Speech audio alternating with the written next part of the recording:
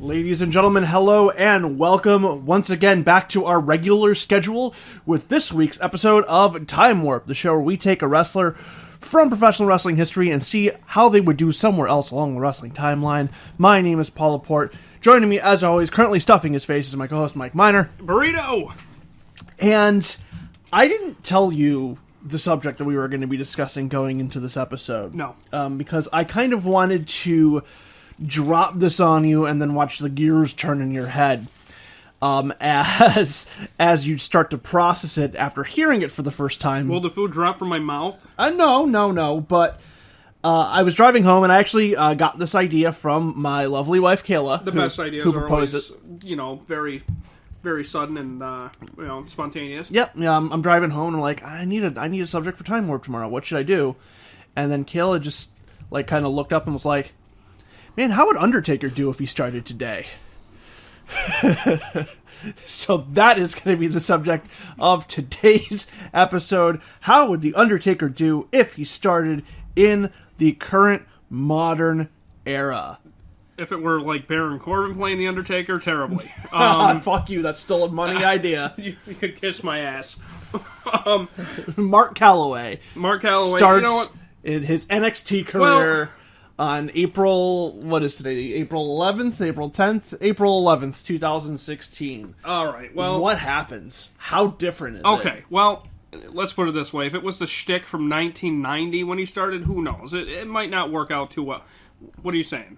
I'm saying from what time period? Not or he starts specifically today? The character. I'm saying the person, because the thing with Time Warp is it's not necessarily it's how the person would do, not how the gimmick would do. First of all, I mean, if he starts today, he almost certainly doesn't have that same gimmick, right? Like, there's no way they're doing that gimmick. It depends. I mean, come on, they have the vaudevillains. I suppose, that's true. They've got... But just supernatural... Tyler Breeze. Zombie mortician. Yeah, you never know. Like, that's the kind of thing that they could have probably done with him. They probably could have had that happen. Like I said, they have Tyler Breeze. I miss Tyler Breeze being, on TV and kicking people in the face. But as far as the performer goes, I think he would have done well. Back in the day, he was extremely agile. He's still agile. The guy can jump over the top rope and land on somebody like a missile. He can walk the rope. Right, and I don't think that there's any question that he gets signed and he gets picked up, and physically he would hang. He became more well-rounded as he got along, but it's not to say that he wasn't capable in the beginning. Right. The more interesting the zombie thing. Yeah, the more interesting question is more around specifically his gimmick. Because with every other guy, a lot of the other people we've looked at on this show, it has been more a case of, either they had a gimmick that would still fit in, or how would their gimmick do. This, I think, is more of a case of, I genuinely don't believe that Taker comes in with that same gimmick. How does he get packaged in this era, and does that package give him as much success as his previous package did? Sounds like I'm talking about his dick, but I'm not. Wow. Okay, we took it there. Yeah, we took of course. Why wouldn't we? We took it down below. Yes. To me, the first thing that came to my mind is that he probably comes in with something more along the lines of his American Badass gimmick in the early 2000s. Is that where he's at? Yes. I was thinking something similar to that. That's why I brought up Baron Corbin. The kind of like tough guy look. Yeah. The street ready tough guy biker sort of thing. Yeah. Yeah, I can see that happening. At the same time, with the MMA stuff going, I can't see him as an MMA guy, but I can see him implementing a lot of the kind of style into it. The moveset, not really, the look or anything, but the moveset.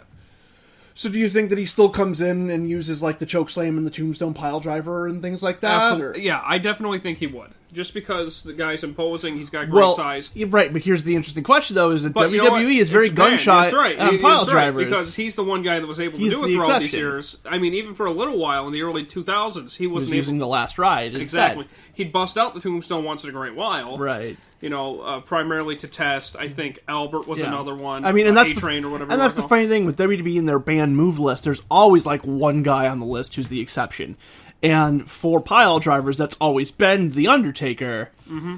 But if he just showed up these days, that would may be, not. Kane would be the exception, I guess. Yeah. But not even Jerry Lawler could do his pile driver. That's so the matches he's on.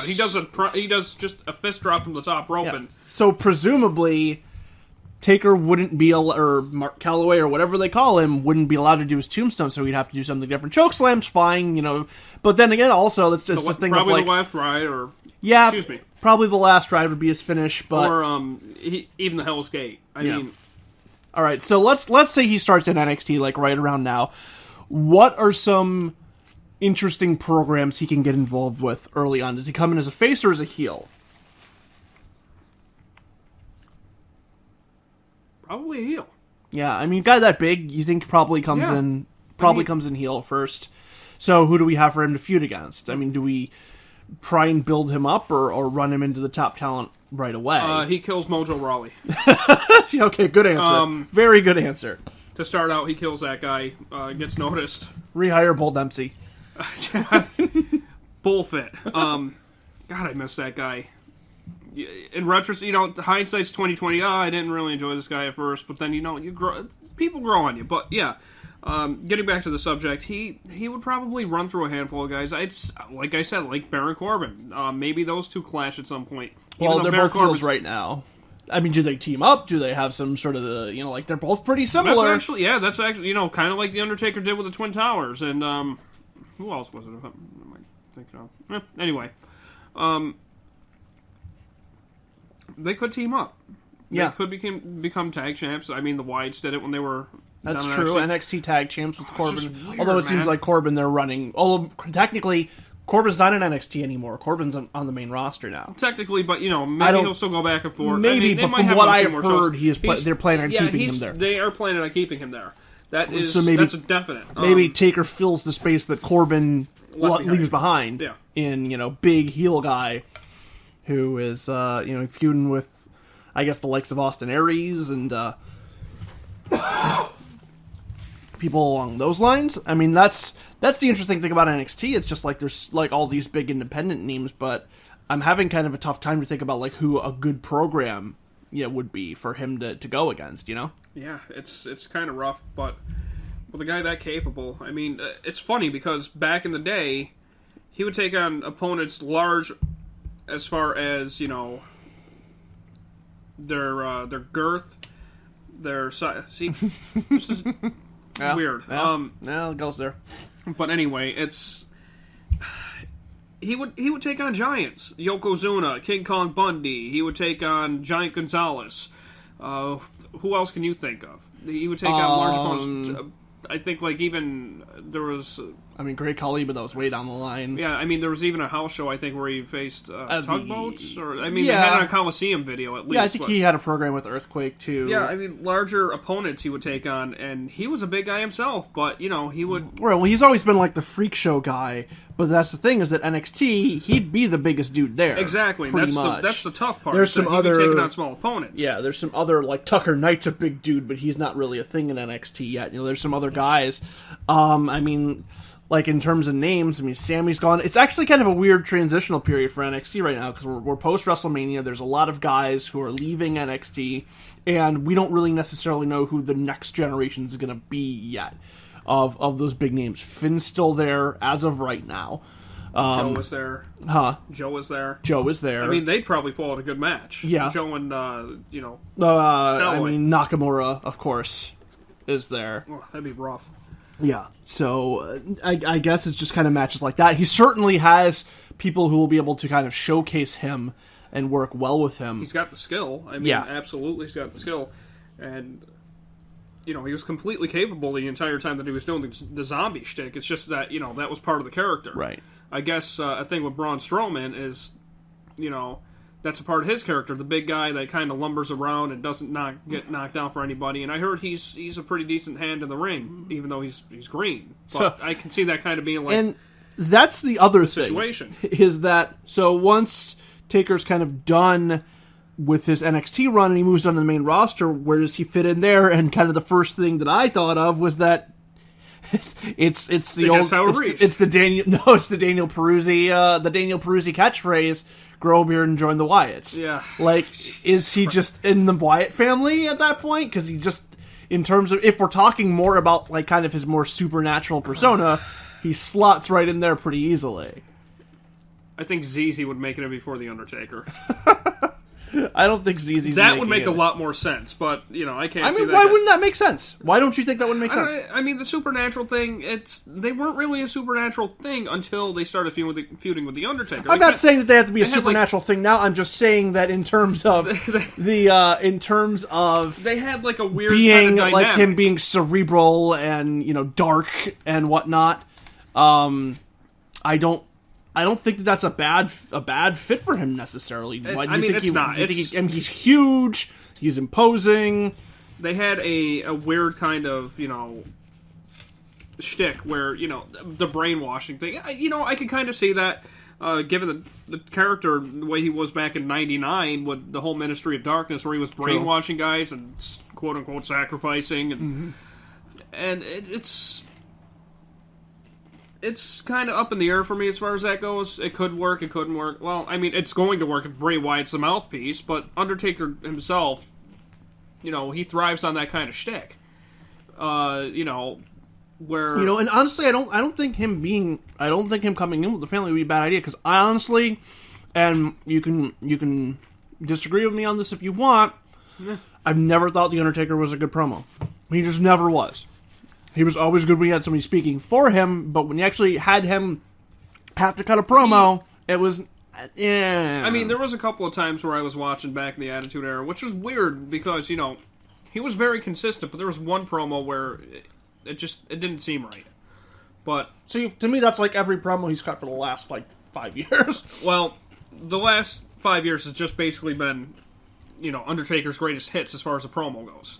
Right. Rest in peace, I will have your soul. Right, and it's for one match he's building towards the end. And it's just like the Undertaker's greatest hits. You got to kind of expect at this point he's a special attraction. He's the guy that people cheer for. And still, I can't ever really think of a great Undertaker promo that he's cut, in his career. He has not had, a standout promo, but he wasn't a guy that came in for standout promos. Right, I'm saying that, so being a group like the Wyatt family, where he has somebody else to do the talking for him, that might be beneficial. But he was well enough to carry promos throughout his career. But he wasn't, a Steve Austin or a Rock. But even then, it's kind of along the same lines with The Rock, where he does, pretty much the same shtick every time. And Steve Austin, they would use their catchphrases at the end. It was kind of along with that group. Triple H, he did the long-winded promos. Undertaker's got, it's very kind of, it's kind of poetic and kind of an old English kind of thing that he used to use. Okay, so I mean, you clearly don't like him being in the Wyatt family. It's not that I clearly don't like it. Do you think that there will be a better position for him to fill or a better way for him to come in? Well, it's got to be. God, let his skill talk for him. Okay, for a little while. So you don't think some promos? It's like one of those. So you things don't think NXT. Putting him with a manager or mouthpiece is a good idea? You think he should come in on his own? Excuse me 1 second. Not saying that at all. I mean, there's definitely a way to get him over. I mean, a manager will be fine. That's what he had in the beginning of the Undertaker's gimmick. He had Brother Love. He had Paul Bearer. A mouthpiece would be fine. But I can see the same thing happening. He has a mouthpiece for a little while. He takes off, and, he has some wind under his sails. And that's going to be fine. He was always not a vengeance-motivated kind of character, but he was more along the lines of, well, I guess vengeance would be good, but kind of reacting to how, you look at the time he was going up against Mankind. He had motivation to kind of kill a guy. Well, and he would tell them, "I'm going that's another to thing murder you." that we need to kind of mention is that Undertaker got kind of the notoriety and prestige he did because of the feuds he was in, specifically Kane and Mankind. Kane, Mankind, Yokozuna back in True, but 94. I mean the ones that really made his name were Kane and Mankind. Yeah. So Steve Austin's another one. The Rock was another one. Right. Well, but that was when his name was made. That Yeah. got him to the main event. But the ones that got him, that's when he was in the main event. But I the mean, ones that got him to the main event, the guy feuded with Hulk Hogan for a while, but Right. then it's kind of like he was facing big men for a couple of years. but who does he feud with that gets him back up to that level on the current roster? Like, who fits? Current roster. I'll see a heel or a face.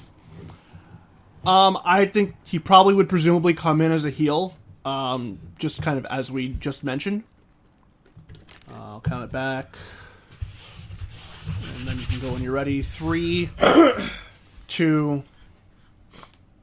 All right, for any potential feuds, I would probably say, it's going to sound cliche, maybe the Big Show is one of them, because he's great at getting a guy over, and for a guy his size and his age, he's pretty damn agile and can make a guy look good.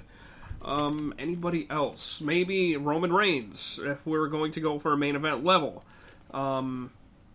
Dean Ambrose. I think Ambrose is probably Two guys, yeah. best name. Two guys that can go at it crazy. Because to me, it feels like Undertaker, to get him over, you're going to need to have him kind of feud off against the guy he can kind of toss around. Not necessarily a small guy.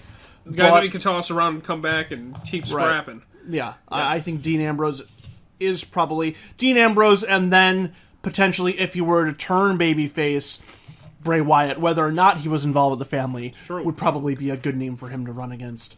Go against every member at one point at some time. You know? Yeah, that's true. He could have some sort of program with them to build up to Bray Wyatt. Yeah, good point. Like I said, Dean Ambrose is a good name.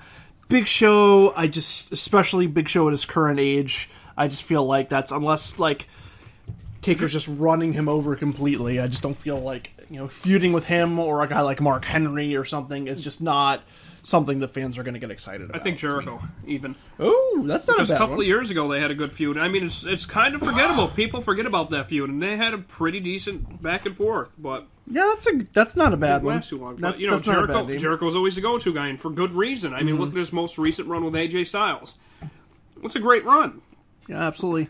Maybe even working some sort of program at like a mid-card level with like Sami Zayn or something like that, where Taker gets like the IC title, and then Sami Zayn is just trying valiantly to fight off this guy who's clearly has him physically outmatched and whatnot. That could be good. Christian. Christian's I'm being facetious. Been retired for 3. I realize that. I'm being facetious. Okay. Who else? I mean, obviously, there's a lot of guys he can go against that are going to showcase that are going to be good, but it's a matter of who is he going to have a great feud with on the level that he did with Mick Foley. And I mean, I think to Dean me, Ambrose. it's probably Dean, especially although obviously they're not going to be doing the same things that they did, in the Attitude Era and the PG era. Yeah, Dean Ambrose is going to run over him with an ambulance. So a Zamboni, an ambulance. What else? One of Del Rio's cars, perhaps, that he doesn't make an entrance in anymore. Steals the old Stone Cold monster truck. Yeah, the old Stone Cold monster truck, a shopping cart, perhaps. Yes, skateboard.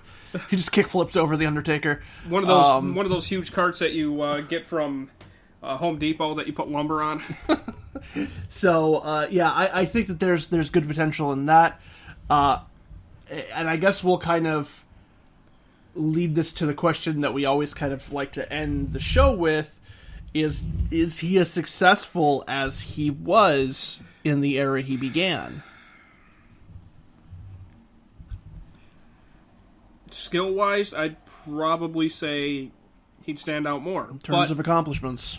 No. I mean, what the hell? The guy was the perfect fit at the perfect time. That's what it was. I mean, I don't know. That's the hard part about this. I want to say no, mainly because, like I said, perfect fit at the perfect time. Yeah. No better fit. But that being said, I think his skill set would speak for him more this time, and he'd be. It's true, but there's also more people that can kind of go at that level now than there were then, so he almost doesn't stand out as much. You know what the shame about it is that you didn't see him perform at the level he could have when he was starting out, because like he in his did the whole zombie, prime, like the zombie shtick. I mean, not to discredit him with what he did from around 95, 6, all the way through 2003, 4. Well, even 2005, 2006 was matches. Yeah, I mean, Shawn, but the only thing is that he went part-time around 2004, but even then, he did tremendously, given that. You know, it's just so funny, because me and Peruzzi touched on it a little bit when we did the Bray Wyatt in the 90s episode. It's like the Undertaker, like, his success hinged so greatly, not just in the time he was in, but the people who are around him, the people he fought with, that you throw him at any other point and he just kind of doesn't work. And we said, you know, if Mick Foley wasn't there, and this is kind of the same thing, it's like, if he doesn't have Mankind to fight with, his career doesn't go as high as it did. And I mean, there's guys here who are physically better workers for him to work with, but he doesn't have that era where he can really do a lot of damage to people. And one of the reasons that he looked so good was because he got to, throw people in caskets and chuck them off of cells and crucify them and light them on fire. Foley was one of those guys that, he was kind of the opposite side of the coin to The Undertaker, if you really think about it, because those two went at tooth and nail for so long, and both of them made each other look great. And, Undertaker had great feuds with Bret Hart. He had great feuds with Stone Cold Steve Austin. That was a great one, too. Yeah. Won the championship from Steve Austin. He won the championship from Sid, and he beat Hulk Hogan. He had these feuds, but Mick Foley and The Undertaker was just absolute brutality from both of the men. They both laid into each other for so long and so many years, and it was just, those guys just kind of fed off each other. And I don't want to say Mick Foley made The Undertaker. I don't want to say The Undertaker made Mick Foley. But you know what? They sure as hell, had some classic moments. Yeah, I do think that both of their careers were greatly boosted by the presence of each other. They're forever intertwined. Yeah, no so matter how I would you look agree. at it. I mean, Undertaker had a lot of great feuds. Yeah. I mean, even Yokozuna, he had those. You can look. I'm not going to say they set the world on fire, but they were memorable stories that were told in the ring and outside of the ring. Okay. Undertaker had a lot of memorable things happen. So, in terms of accomplishments, title wins, whether or not he makes it in the Hall of Fame, when modern era Undertaker ends his career, what do his accomplishments look like, do you think? Man, damn you. This is tough. Do you want me to go first? I just can't see it. The guy, he's a freak of nature for a guy his size. Mm-hmm. He'll stand out no matter what. But will he have the That's the thing. It's like, accolades? Will he have the accolades? I would say not as many as he has now. Okay. I think he could still squeak out a Hall of Fame career. Right. But like lower ballot. But yeah, kind of like a lower ballot kind of thing. And in terms of titles, you think he gets the world title at any point? If Great Khali can get a world title, he can get a world title. Point. So, Fair you know point. what? Okay. I'm kind of along the same lines. I think, he probably, because there's definitely more of a escalation. He holds a mid-card title for a little while, either IC or US, probably a tag champ with somebody. The interesting thing about The Undertaker is that if we kind of follow his same trajectory, it's possible that a guy comes along in 10 years that we don't know about that makes The Undertaker's career as great as it was with Mick Foley. That's always a possibility, because some of his best stuff happened kind of later on in his career. So we can't rule that out, but with the current landscape as it is... Undertaker versus Bull Dempsey. Come on, he's the Mick Foley replacement right there. So I think, probably couple world title reigns, some mid-card title feuds, or tag titles. He just kind of has the standard, very good wrestler career. Like I said, he's not a first ballot Hall of Famer, but he'll make it eventually. Yeah. He's very good. He'll probably bring some people up along with him. He'll have some memorable feuds. Undertaker versus Seth Rollins. Yeah, will his career be as good as it was in the Attitude Era? I don't think it would be. I mean, no. It's not even just the Attitude Era. I just think that with a career that he had in the last 25 plus years, that's hard to top. Right. That's just too hard. That's extremely hard to top. I don't think anybody who had a career like that, like a 25-year career, whether it's like him or like Hulk Hogan or Shawn Michaels is right on that border. I think you'd be very hard-pressed to take any of those guys who had those crazy long careers, put them somewhere else, and say they would have done as well. Yeah. Like, because it's just, there's so much that has to kind of fall into place for that to happen, that if you chuck them in a different part of the timeline, it screws a lot of things up. I mean, there's a ton of guys from around that time period. There's Stone Cold Steve Austin, there's Triple H, there is The Undertaker, there is The Rock. Those guys were at the top of that time period. Even, Undertaker's just had the longevity. Mm-hmm. And like I said, even if his career ended in the year 2000, 2001, he had a hell of a career. Right. And he just got another 15 years out of it. Yeah. So, I mean, if you're going to be looking at great stars, look no further than The Undertaker. He's one of the greatest of all time. But, like I said, it's like you said, with that kind of career, and, you got to have a lot of things fall into place. Yeah. All right, ladies and gentlemen, that's going to wrap it up for this episode of Time Warp. We hope you enjoyed. If you did, please be sure to like, comment, and subscribe. Also, be sure to check out our website, www.changingtheqs.com. That's changingtheqs.com, where we have not only all of our audio and video shows, but also articles that go out throughout the week. We have recaps usually of Monday Night Raw, NXT, and I believe we have SmackDown recaps that are going to be starting this week as well. So we have lots of content going up from an increasing in size staff of really good writers.